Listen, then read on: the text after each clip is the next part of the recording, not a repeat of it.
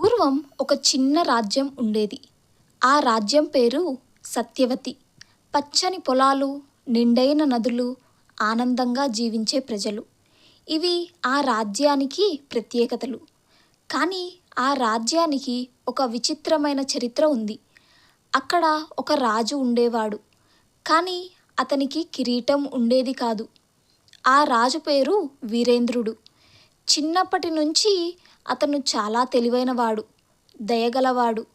అతని తండ్రి రాజు మరణించే ముందు అతనికి ఒక మాట చెప్పాడు. రాజ్యాన్ని పాలించడం కిరీటంతో కాదు, నీ హృదయంతో జరుగుతుంది అని. ఆ మాటలు నరేంద్రుడి మనసులో గాఢంగా ముద్రపడ్డాయి.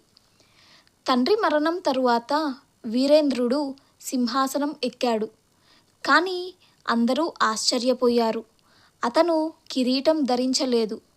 రాజదర్బారులో మంత్రులు అడిగారు, మహారాజా, మీరు ఎందుకు కిరీటం ధరించడం లేదు అని. వీరేంద్రుడు చిరునవ్వుతో ఇలా అన్నాడు, ప్రజల ప్రేమే నా కిరీటం, నాకు బంగారం అవసరం లేదు అని. ప్రజలు మొదట కొంచెం సందేహపడ్డారు. కానీ రోజులు గడిచే కొద్దీ వారు గమనించారు, వీరేంద్రుడు నిజంగా భిన్నమైన రాజు అని. అతను ప్రతిరోజు ఉదయం వేషం మార్చుకుని గ్రామాలకి వెళ్ళేవాడు.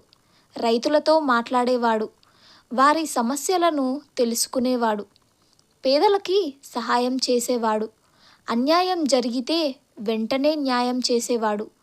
ఒకరోజు ఒక పెద్ద కరువు రాజ్యాన్ని తాకింది.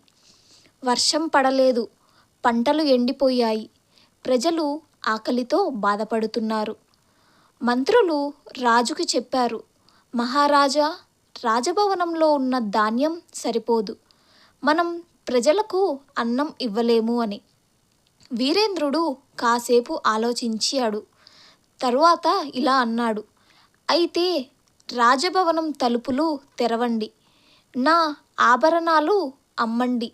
ప్రజల ప్రాణాలు కాపాడడం ముఖ్యం అని. మంత్రులు ఆశ్చర్యపోయారు. కానీ రాజు మాట తప్పలేదు. అతని ఆభరణాలు అమ్మి అన్నం కొనుగోలు చేశారు. ప్రజలకు పంపిణీ చేశారు. కరువు ముగిసింది. తరువాత ప్రజలు రాజును చూసి కన్నీళ్లు పెట్టుకున్నారు. మహారాజా, మీరు నిజమైన రాజు. మీకు కిరీటం అవసరం లేదు. ఆ రోజు ఒక విదేశీ రాజు సత్యవతిని సందర్శించాడు. అతడు వీరేంద్రుణ్ణి చూసి నవ్వాడు. నువ్వు రాజువా? కిరీటం లేదు, ఆభరణాలు లేవు. ఇది ఏ రాజ్యం అని. వీరేంద్రుడు ప్రశాంతంగా ఇలా అన్నాడు, రాజ్యం కిరీటంతో కాదు, ప్రజల హృదయాల్లో ఉంటుంది అని. ఆ విదేశీ రాజు ప్రజలతో మాట్లాడారు.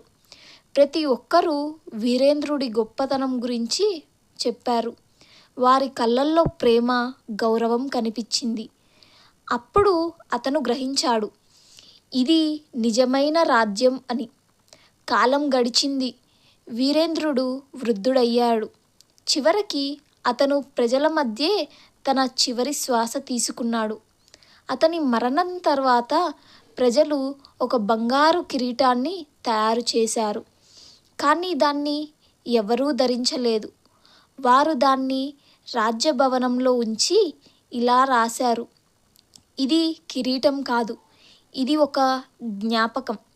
నిజమైన రాజు కిరీటం ధరించడు, అతను హృదయాలను గెలుచుకుంటాడు అని. నిజమైన నాయకత్వం అధికారం కాదు. నిజమైన నాయకత్వం అధికారం లేదా అలంకారాల్లో ఉండదు. అది మనసులోని దయ, నిజాయితీ, ప్రజల పట్ల ప్రేమలో ఉంటుంది. ఈ కథ మీకు నచ్చినట్లయితే తప్పక మన ఛానల్ని లైక్ చేసి సబ్స్క్రైబ్ చేయండి.